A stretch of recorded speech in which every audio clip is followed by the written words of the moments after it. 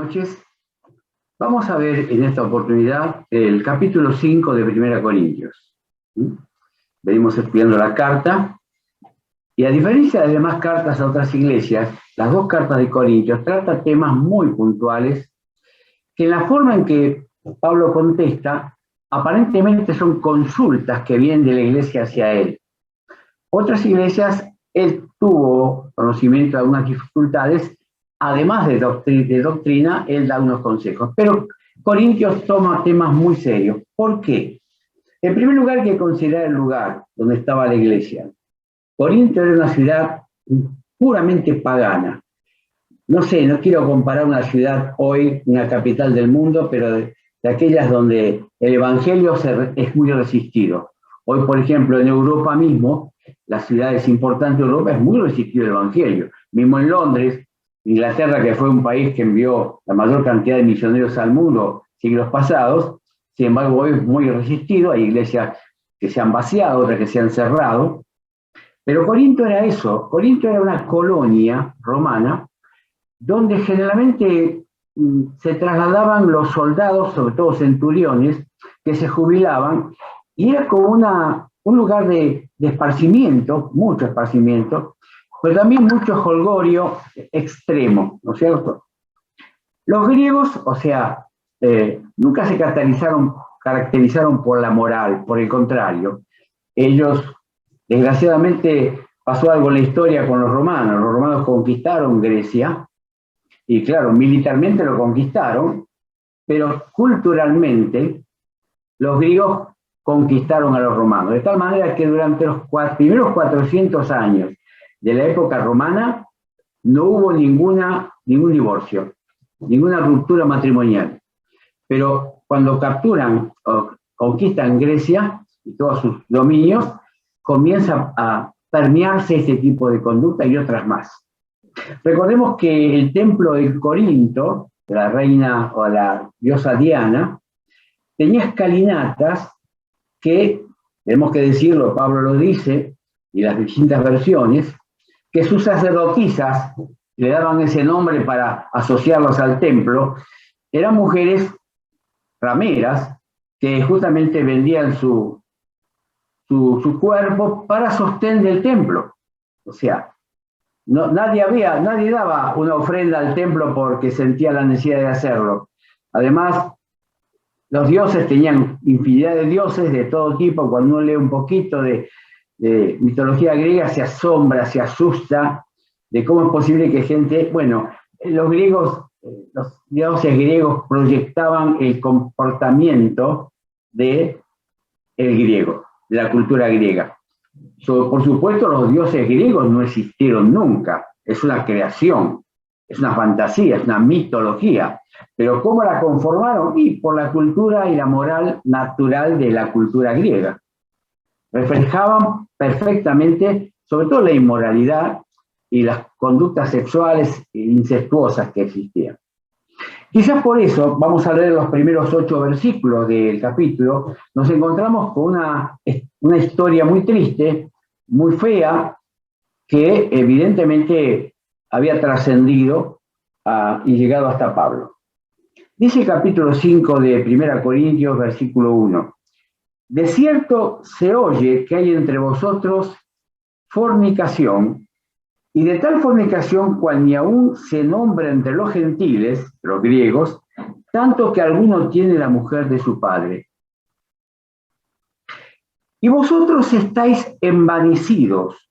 ¿No deberíais más bien haberos lamentado para que fuese quitado de entre medio de vosotros el que cometió tal acción? Ciertamente yo, como ausente en cuerpo, pero presente en espíritu, ya como presente he juzgado al que tal cosa ha hecho. En el nombre de nuestro Señor Jesucristo, reunidos vosotros y mi espíritu con el poder de nuestro Señor Jesucristo, el tal sea entregado a Satanás para destrucción de la carne, a fin de que el espíritu sea salvo en el día del Señor Jesús. No es buena vuestra jactancia. ¿No sabéis que un poco de levadura leuda toda la masa? Limpiaos, pues, de la vieja levadura para que seáis nueva masa. Sin levadura como sois, porque nuestra Pascua, que es Cristo, ya fue sacrificada por nosotros.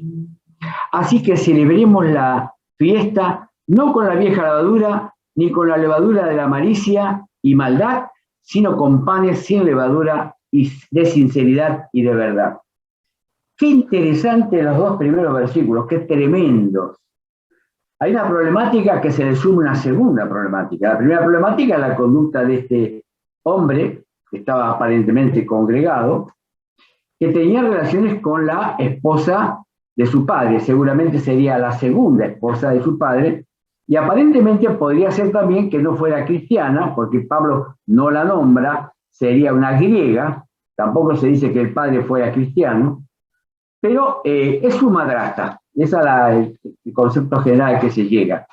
Y evidentemente convivía con ella. No sabemos si el padre vivía o no vivía, pero justamente, fíjense cómo hacían la vista gorda, como decimos los mismos creyentes en Corinto, es muy probable que era muy común, no ese tipo de conducta, que fíjense que lo dice Pablo, ni aún se nombra entre los gentiles, tanto que algunos tienen la mujer de su padre.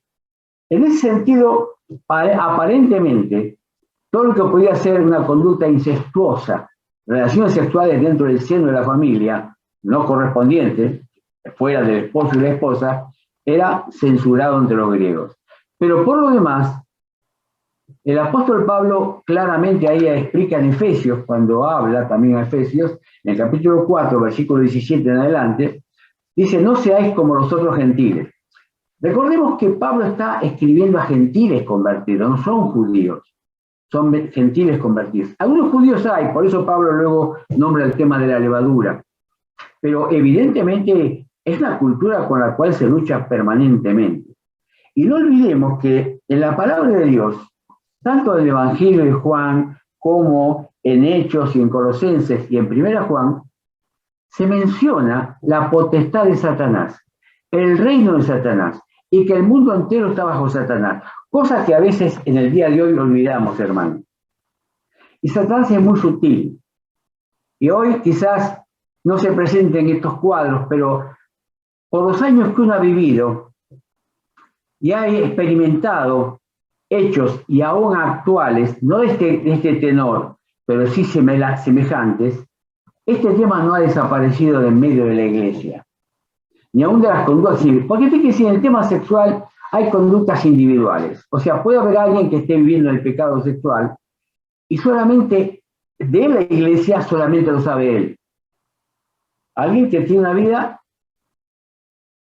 ha sucedido que alguien ha tenido relaciones sexuales en otro país, pero el Espíritu le enseñó y le señaló el confesar a los ancianos, en el cual se vio de muy buen agrado la forma de hacerlo, de arrepentirse, y habiendo operado la disciplina, esa fue aceptada y fue bendecida para toda la iglesia.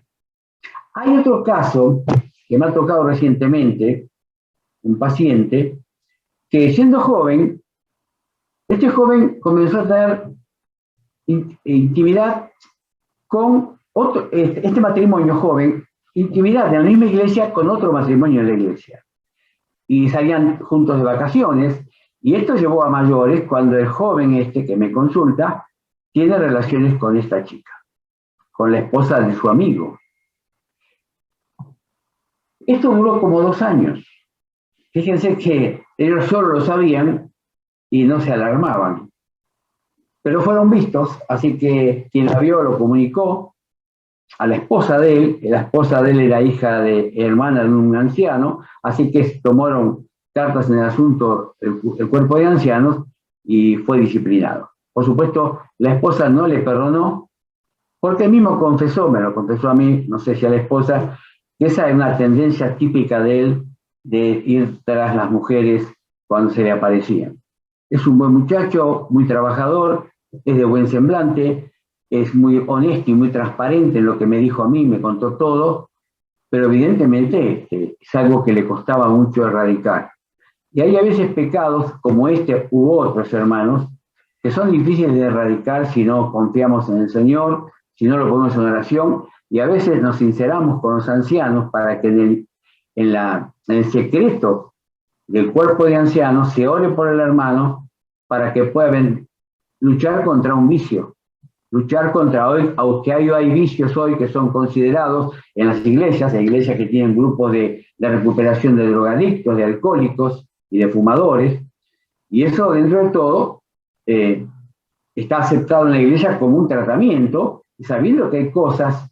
Fíjense, hermano, el tema de la droga, como el alcohol, yo los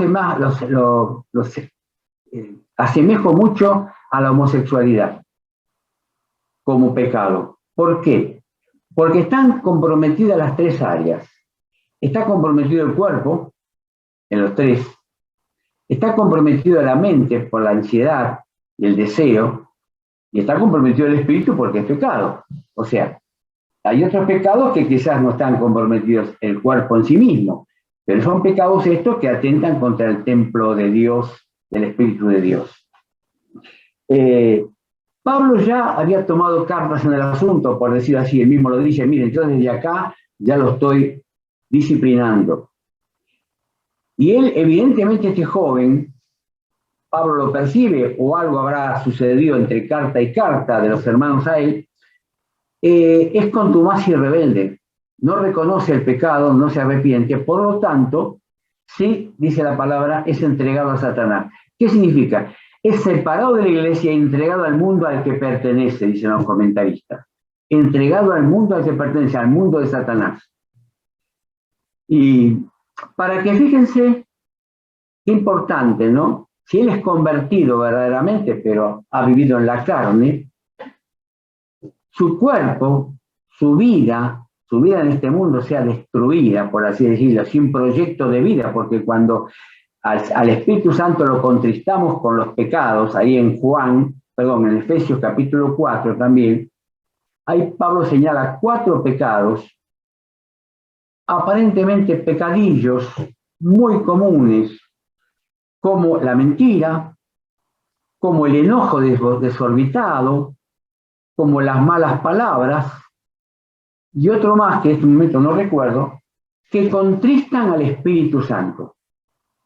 O sea, esos pecados casi cotidianos, que a veces son, se practican sin pensar, en forma automática, el tema de la mentira. Hay gente que miente para zafar, para decirlo así, para pasar el momento, no dar explicaciones, de algo que no es grave, simplemente no quiere dar explicaciones. Entonces se miente con cosas que no tienen necesidad de ser mentirosos, de mentirse. Es muy común eso. Hurtar es el otro tema que me faltaba. Es quitar, apoderarse de algo sin que nadie se entere. Dios se entera. Eso también está considerado en la legislación. El hurto es el robo sin presencia de la víctima y sin violencia. Luego están el enojo desorbitado, ese enojo que la palabra tanto señala, que no nos pongamos, no durmamos con el enojo, no nos acostemos con el enojo, sino que resolvamos nuestro pleito. Y esto creo que en esto tenemos que meditar mucho. Y también a veces, esto algunas veces no se comprende. Yo he trabajado en 2 ámbitos, en el ámbito secular y en el ámbito evangélico. 30 años, 25 años en uno y 30 años en otro. Lo que fue en las empresas y lo que fue la escuela evangélica. Trabajar en un ambiente evangélico es un sueño. Es un ambiente hermoso. Se ora todos los días, se lee el devocional, se bendicen unos a otros.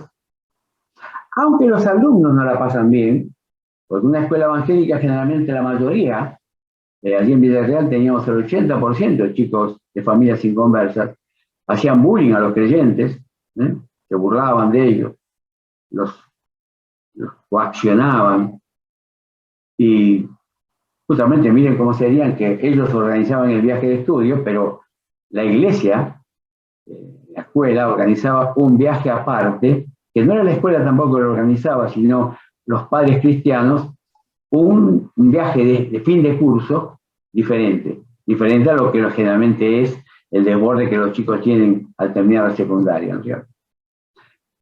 El ambiente que no es cristiano es un ambiente donde pululan los chistes groseros, las malas palabras, las malas expresiones, los enojos que duran por mucho tiempo, son dos mundos completamente distintos. Y esta iglesia justamente vivía en un mundo muy secular y muy corrompido. No obstante, lo que a Pablo también decíamos al principio, lo que Pablo señala tan grave como la conducta de este hermano, es que vosotros estáis envanecidos, no debería más bien haberos lamentado. Esta palabra lamentado se usa en la palabra de Dios como para expresar la tristeza y el lamento y el lloro de un fallecimiento. Ellos tenían que haber experimentado como si este joven estuviera muriéndose. Sin embargo, miraban para otro lado. Esto quizás no se vea en forma congregacional fácilmente, pero yo lo he experimentado en formas familiares, donde justamente hasta la familia de la mujer casada le preparaba el terreno para este joven, ambos cristianos, para encontrarse con ella en su casa, porque esa mujer también vivía con sus padres. Una cosa alocada, tremenda, tremenda, que nunca se confesó. Hermanos, estas cosas nos tienen que aterrar.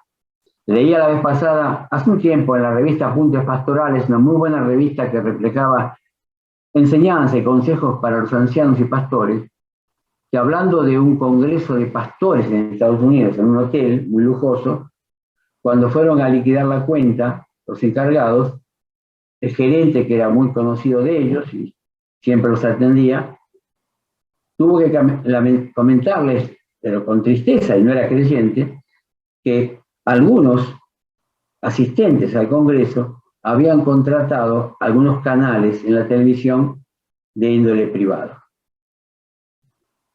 Esto a mí me asusta para mí mismo, o sea, el creyente está en un mundo gobernado por Satanás, y Satanás apunta, hermanos queridos, por eso Pablo dice, el apóstol Pedro dice que oremos por los pastores. ¿Por qué? Porque somos el blanco de Satanás. Cuando cae un anciano, cuando cae un pastor, cuando cae un líder en pecado, es tremendo la desazón, la tristeza, el apartamiento que otros sufren, sobre todo aquellos que son liderados o pastoreados por él. Hermanos, el mundo está bajo el maligno. Ahora Pablo inmediatamente dice, en cuanto a lo que escribe en la segunda parte, versículo 9 en adelante: os he escrito por carta que no os juntéis con los fornicarios, no absolutamente con los fornicarios de este mundo, o con los avaros, o con los ladrones, o con los idólatras, pues en tal caso no sería necesario salir del mundo. Más bien os escribí que no os juntéis con ninguno que, llamándose hermano, fuese fornicario, o avaro, o idólatra, o maldiciente, o borracho, o ladrón, con el tal ni aún comáis. Porque ¿qué razón tendría yo para juzgar a los que están fuera, al mundo, a los pecadores? ¿No juzgáis vosotros a los que estáis dentro? Porque a los que están fuera Dios los juzgará. Quitad pues este perverso de entre vosotros. Y aquí, hermanos, volvemos me hace recordar a mí la oración sacerdotal del Señor Jesús, cuando ora por sus discípulos: oh Padre, no te pido que los quites del mundo, sino que los guardes del mal. Y esa es la oración permanente del Señor Jesús por nosotros mismos, que estamos también incluidos en esa oración, cuando Jesús dice: no te pido solamente por esto, sino por aquellos que habrán de creer, por la palabra de ellos. Y ahí estamos nosotros. Y estamos en el mismo mundo. Quizás hoy con otros matices, pero nada mejor, quizás más corrompido, acercándose cada vez más a un mundo donde el dominio de Satanás se hace más evidente con la aparición del anticristo. Lo hemos visto en el último capítulo que hemos visto de Apocalipsis, capítulo 18, ese mundo comercial, pagano, total, que hoy domina el mundo. Los gobiernos, aún los gobiernos de los países están sometidos a un poder superior.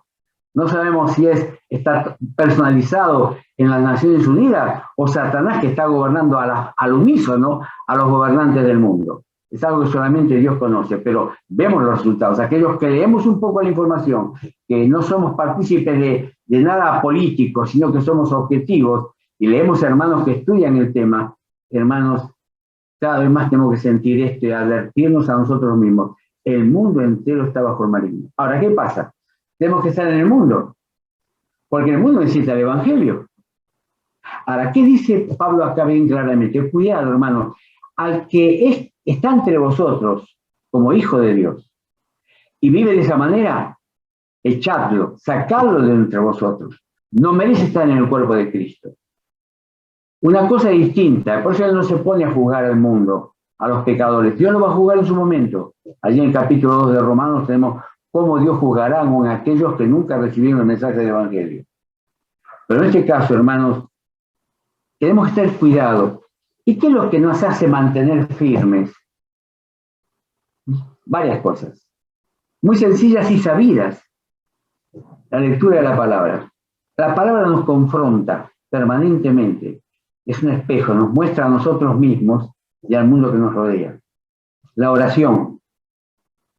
Y fíjense, hermanos, que cuando se hace estaba yo buscando un libro que no lo encuentro ahora, que habla de cómo en un país que no es el nuestro, así es una estadística, el tema de la lectura en la iglesia. ¿Cómo sería la iglesia? ¿Cómo leían los creyentes la Biblia? Y estaba desde aquel que leía la Biblia solamente en la iglesia cuando iba y leía la porción que el pastor o el anciano leía, o era aquel que la leía todos los días y también la estudiaba.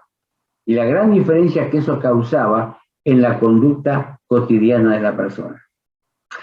Y ahí vemos que es una actitud personal. La otra es la oración, también personal, pero se suma en la oración colectiva de la iglesia. Gracias a Dios por este tiempo que estamos viviendo, que la reunión de oración está muy concurrida. Sabemos que por nuestra distancia con la iglesia y las ocupaciones de la semana y los horarios y los trabajos, no era posible que muchos hermanos la mayoría de los hermanos estuvieran en la reunión de oración los días jueves. Pero gracias a Dios, por este medio está la mayoría.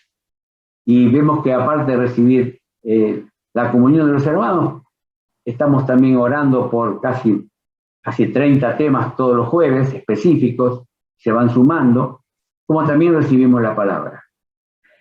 Y la otra, hermanos, es el congregarnos. No solamente para escuchar la palabra y aprender la palabra, no solamente para orar, sino para vivir la comunión de los hermanos.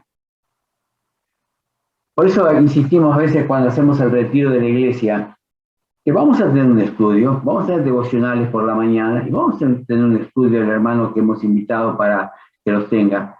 Pero qué hermoso es que todo el día tengamos para compartir, estrechar la amistad de los cristianos, de los hermanos, de la familia. Y eso para mí es sumamente fortalecedor del ánimo, del espíritu, para que enfrentemos y podamos trabajar en conjunto y nos extrañemos y podamos estar en la mayoría de las reuniones y también en los momentos de oración. Y lo otro es el testimonio.